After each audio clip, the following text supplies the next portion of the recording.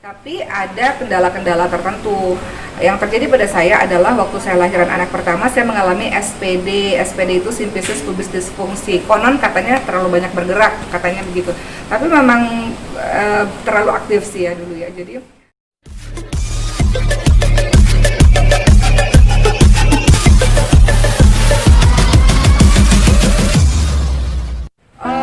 sebagai manusia biasa, sebagai seorang ibu, dibilang kuat, ya pastilah pernah meluruhkan air mata, menangis.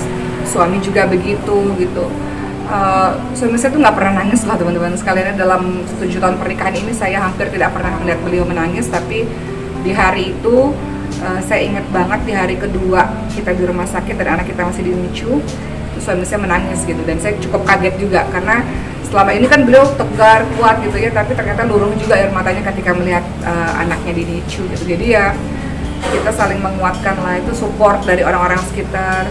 Saya menguatkan suami menguatkan saya, kemudian banyak teman-teman di sosial media yang menguatkan, yang mendoakan, yang saling berbagi cerita. Itu penting juga ya untuk merasa bahwa Masya Allah di luar sana banyak juga ya orang-orang yang mengalami apa yang seperti saya alami gitu. Dari berapa ya? Kalau saya lahiran Senin 16 November 2020 kemarin, berarti ini sudah 10 hari lebih ya, 11-12 hari lebih ya, sekitar 11-12 harian. Sulaiman, anak saya masih di rumah sakit. Ini sesuatu yang tidak saya duga-duga, karena kejadian ini semuanya pertama. Saya katakan pertama, kenapa? Pertama, ini lahiran sesar anak saya yang keempat. Ini pertama kali saya merasa sesar yang paling menyenangkan, tidak sakit, saya sehat walafiat, saya tenang dalam menjalankan proses sesar, kemudian cepat prosesnya, sangat membahagiakan, tidak ada traumatis apa-apa. Tidak seperti persalinan sebelum-sebelumnya yang ada beberapa kendala. Itu pertama kali saya rasa persalinan sesar yang paling enak banget. Kedua, pertama kali pengalaman ketika saya lahiran, saya nggak dengar suara bayi nangis. Biasanya anak 1, 2, 3 kemarin nangisnya kenceng, ini saya nggak dengar, saya nggak tahu ini anak saya kok nggak ada suara nangisnya gitu, walaupun kata dokter ada tapi kecil. Ketiga, ini pengalaman pertama saya bahwa saya nggak bisa inisiasi menyusui dini. Biasanya kalau setiap melahirkan anak bayi itu dibersihkan oleh dokter suster, kemudian dibawa ke ibunya untuk disusui, dan saya nggak bisa menyusui anak saya. Pertama kalinya juga saya dapat kabar ketika masih di ruang operasi bahwa ibu anaknya harus di NICU ya gitu. Jadi itu pengalaman pertama kalinya juga saya merasakan setelah operasi sesar saya menangis. Biasanya kalau setelah sesar itu bahagia karena menyambut kedatangan bayi langsung bersama dengan kita berapa jam kemudian, tapi itu saya menangis karena memikirkan kondisi anak. Kemudian anak saya mengalami namanya TTN, itu adanya masalah dalam adaptasi pernafasan. Ini biasa dialami juga oleh ibu-ibu yang sesar kata dokter. Namun sebenarnya di hari kedua, waktu itu pakai oksigen dan sebagainya untuk membantu pernafasannya. Tapi sebenarnya di hari kedua di NICU sudah baik pernafasannya. Tapi ternyata ada yang lain-lain yang harus diobservasi oleh dokter. Sehingga Sulaiman waktu itu diperiksa oleh banyak dokter, 6 dokter atau 7 dokter, saya nggak tahu, banyak lah ya. Untuk diobservasi jantungnya, otaknya, syarafnya, tulangnya, dan yang lain-lain. Sampai hari ini, alhamdulillah satu persatu hasil sudah keluar. Cukup ada progres yang patut disyukuri. Cuma memang sampai hari ini saya masih menunggu hasil pemeriksaan berikutnya.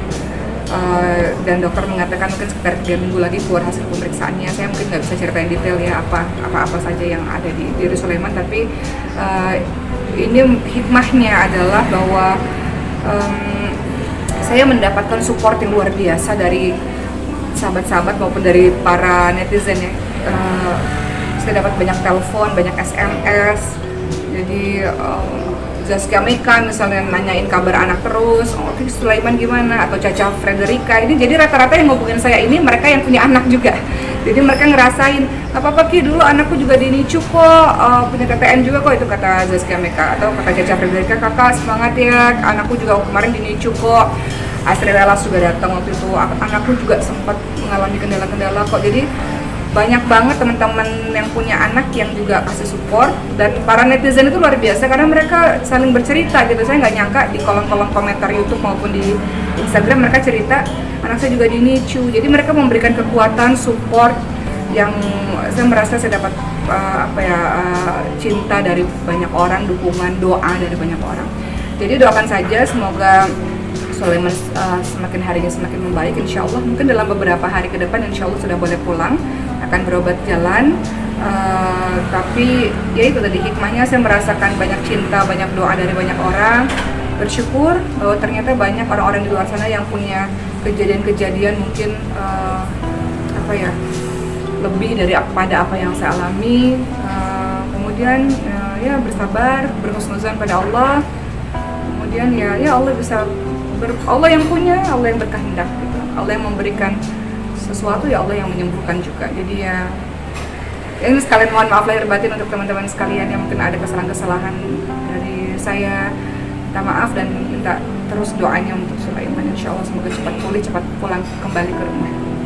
Jadi kenapa lahiran sesar? Tentu setiap orang pada umumnya menginginkan persalinan yang normal. Begitu pula dengan saya ingin sekali lahiran normal, cepat sembuhnya, bisa punya anak lebih banyak, resikonya lebih kecil dibanding dengan sesar. Tapi ada kendala-kendala tertentu. Yang terjadi pada saya adalah waktu saya lahiran anak pertama, saya mengalami SPD. SPD itu simphysis pubis disfungsi. Konon katanya terlalu banyak bergerak, katanya begitu. Tapi memang terlalu aktif sih ya dulu ya. Jadi menyebabkan di kehamilan 9 bulan saya nggak bisa berjalan sama sekali. Jadi saya harus pakai kursi roda, nggak bisa gerakin kaki. Itu menyebabkan harus sesar. Yang kedua jaraknya dekat, yang ketiga dekat, jadi harus sesar terus. Sampai yang keempat juga begitu. Nah, kemarin dari hasil operasi, saya tanya sama dokter, dok gimana keadaan rahim saya? Jadi dokter bilang rahimnya masih bagus gitu. Rahimnya bagus, jadi dokter tidak tidak melakukan apa-apa untuk rahim saya gitu. Jadi kalau banyak orang tanya, bisa ya sesar 4 kali gitu. Ketika saya tanya dokter mengatakan tergantung kondisi dari ibunya. Jadi setiap orang nggak bisa disamakan. Ada yang baru 1 kali sesar, ya kedua kalinya udah nggak bisa. Atau 3 kali sesar udah nggak bisa gitu. Nah, alhamdulillahnya takdir Allah kemarin dokter bilang rahimnya masih bagus. Mungkin karena saya masih usia muda juga teman-teman sekalian. Jadi beliau bilang asal nutrisinya tercukupi, gizinya baik untuk ibu, itu insya Allah masih bisa lagi. Jadi dokter bilang kemarin sebenarnya untuk saya itu sebenarnya masih bisa lagi untuk hamil lagi, tapi tunggu beberapa tahun. Iya, kalau sama suami memang kita setiap hari ke rumah sakit ya, untuk bergantian untuk menengok Sulaiman, menengok anak kita di rumah sakit. Tapi kan tidak lupa juga bahwa kita punya 3 anak di rumah juga yang perlu perhatian. Jadi kita memang gantian untuk ke rumah sakit. Terkadang bareng-bareng juga rumah sakitnya. Tapi memang yang paling mendebarkan adalah ketika menunggu hasil pemeriksaan dokter. Nah itu mendebarkan. Itu perasaannya, saya yakin teman-teman yang punya anak di NICU pasti punya pengalaman ketika dipanggil oleh dokter atau suster gitu untuk dibacakan hasilnya, itu momen-momen yang mendebarkan. Tapi ya insya Allah mudah-mudahan dengan doa, saya terharu juga karena doa, bahkan anak-anak Palestina tuh mengirimkan doa juga tuh untuk Sulaiman, jadi terharu lah. Jadi ya, alhamdulillah ala kulli hal, semoga semuanya cepat berlalu dan semuanya baik-baik saja. Sulaiman tumbuh kuat, sehat, walafiat, tanpa kekurangan satu apapun, amin ya Rabbi, insyaallah. Oh iya, kalau ketiga kakaknya Sulaiman itu setiap hari, bahkan ketika Sulaiman masih di kandungan, mereka menghitung hari loh. Misalnya berapa hari lagi sih lahiran? Oh 2 minggu, 14 hari lagi. Besok mereka akan bilang berarti 13 hari lagi ya, berarti 12 hari lagi ya, berarti 11 hari lagi. Jadi mereka menghitung mundur terus. Nah ketika Sulaiman lahir, mereka bilang, kok di rumah sakit terus sih, kapan sih pulangnya? Dan pertanyaan itu setiap hari. Dan setiap hari mereka tahu, mereka mendoakan Sulaiman. Jadi anak-anak sholat terus, ya Allah semoga Sulaiman sehat ya Allah, itu doa dari anak-anak lah ya. Jadi mereka sampai hari ini yang melihat Sulaiman dari foto, video gitu. Ya mudah-mudahan bisa segera pulang bersama kakak-kakaknya insya Allah. Menjawab pertanyaan dari anak-anak, kapan Sulaiman pulang? Kenapa sih Uma ke rumah sakit terus? Itu pertanyaan dari anak-anak ya. Jadi saya selalu bilang ya doain aja nak, doain aja, berdoa terus. Udah berdoa belum tadi gitu? Semoga Allah sembuhkan Sulaiman supaya Sulaiman cepat pulang. Dan anak-anak tahu tuh Maryam, Khadijah, Ibrahim, mereka tahu dan mereka selalu berdoa untuk Sulaiman.